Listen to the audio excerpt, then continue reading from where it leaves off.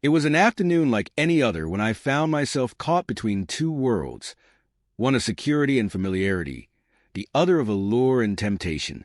I had been married to Mark for 7 years, a man who was deeply devoted to our family, but oblivious to my increasing dissatisfaction. Our marriage had become a routine, and while he loved me, I had begun to crave excitement, something that was missing from our life. Enter Julian, the charismatic CEO of a fast-growing tech company I'd been working with for months. He had everything, a sharp mind, immense wealth, and a confidence that was undeniable.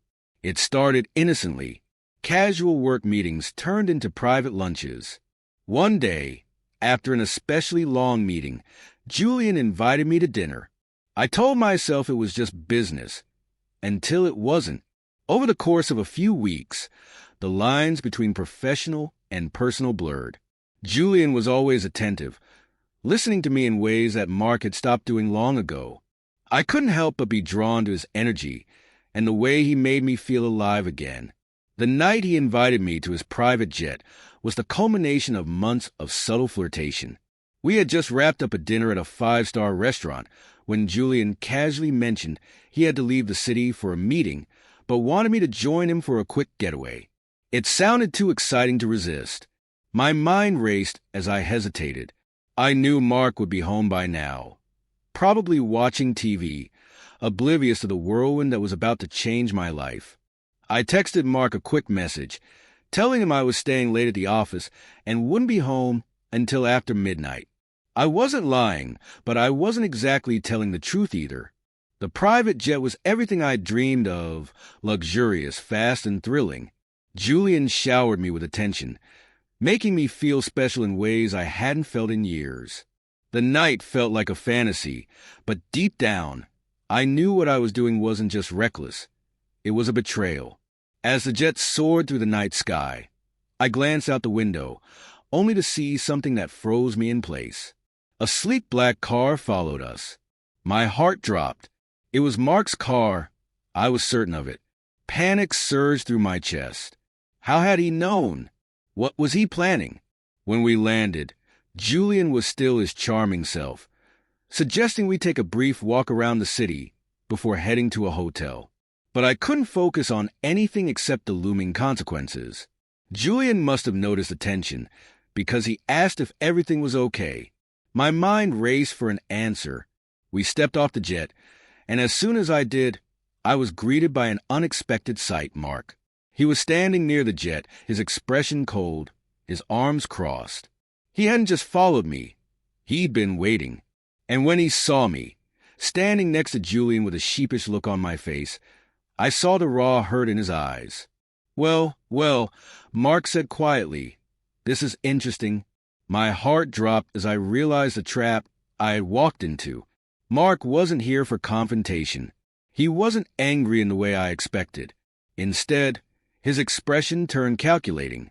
He wasn't the passive husband I thought I knew.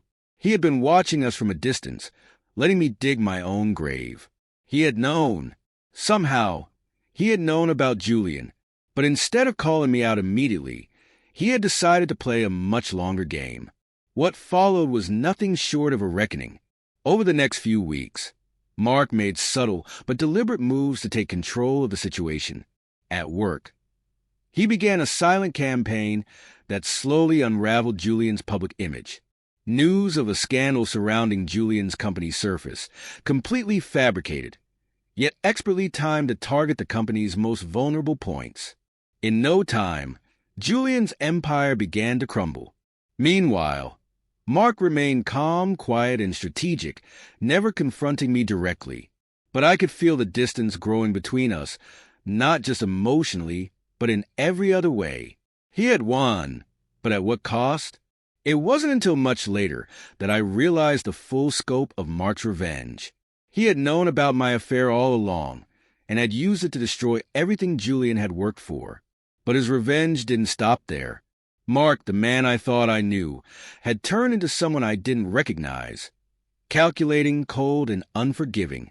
And as for me, I realized too late that I had lost both the man I had once loved and the thrill of Julian's world.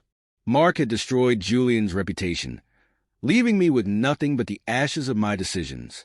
My own world had collapsed around me, and the life I thought I wanted was gone forever. Mark had changed everything. The weeks following Mark's calculated revenge were a blur of guilt and regret. Julian's empire crumbled, and the once promising partnership we'd formed evaporated into thin air. The media buzzed with scandalous rumors about his company's illegal practices, none of which were true, but expertly twisted by Mark's orchestrated moves. Julian, who had once seemed so untouchable, was now a shadow of his former self. The once charming CEO became a pariah in the business world, and his social life, much like his career, began to collapse. I had thought I could escape, but Mark's revenge was so thorough, so precise, that it left no room for escape. He had never been a reactive man, and that was something I had failed to see. He didn't just punish me for the affair. He made me realize that I'd underestimated his intelligence and his capacity for patience. All of my romanticized fantasies about Julian and the life I thought I wanted evaporated the moment Mark's plan unfolded. But the pain of it all wasn't just about losing Julian or watching Mark tear apart the world I had once considered exciting. It was the overwhelming sense of loss, the realization that I had betrayed the one person who had always been there for me. I tried to talk to Mark after everything happened. I apologized repeatedly, hoping he might soften, but the man I once knew seemed gone. In his place was a cold, calculating version of someone I barely recognized. He didn't shout. He didn't lash out in anger. Instead, he withdrew, silent, watching me with an icy stare as though I were a stranger. Then came the confrontation, the one I had both dreaded and anticipated. It was late one night when Mark came to me in our bedroom, his face unreadable. I could feel the tension between us like an electric current. He sat on the edge of the bed, carefully composed, before finally speaking. "I gave you everything," he said in a low voice. "I never once doubted you, never questioned your loyalty, until now." I wanted to explain. I wanted to beg for his forgiveness. But I knew that words weren't enough. I had crossed a line. I had jeopardized everything for a fleeting moment of excitement, of escape. Mark took a deep breath, standing up. "But you know what?" he said, his tone chilling. "I'm not angry at you anymore. I'm not even hurt." My heart skipped a beat. What was he talking about? His next words would haunt me for a long time. "You see," Mark continued, his gaze piercing into mine, "I've been thinking, and I realized that I didn't need to fight for you. You've already given up on me. And now, you're going to live with the consequences of your choices." With those words, Mark left me to stew in my own regret. I spent sleepless nights trying to piece together the mess I had created, but it was clear everything had changed. Mark's silence had become a weapon far more painful than any argument or confrontation. He had made his point, and I was left with nothing but the fragments of my life and the devastating realization that I had lost him forever. In the weeks that followed, I tried to salvage what was left of our relationship, but it was impossible. Mark's indifference grew. I tried to win back his affection, but it felt like a futile effort. The love we once shared had dissolved under the weight of my betrayal. He was no longer the man I married. He was someone else entirely, someone who had transcended the hurt and anger I had expected him to feel. His revenge had not been an outburst, but a slow and deliberate dismantling of everything I had taken for granted. And then, just as I thought I might find a way to mend things, Mark did something that shook me to my core. He sold our house. He packed up his things without a word and left. When I returned home one day, it was empty, an abandoned shell of the life we had built. I called him, frantic, desperate to understand why. But his response was simple, clear, and final. "I've already moved on," he said, his voice distant and cold. "You should do the same." The weight of his words crushed me. There was no turning back, no second chances. Mark had disappeared from my life completely, and with him, the remnants of everything I had once held dear. Julian, too, was gone.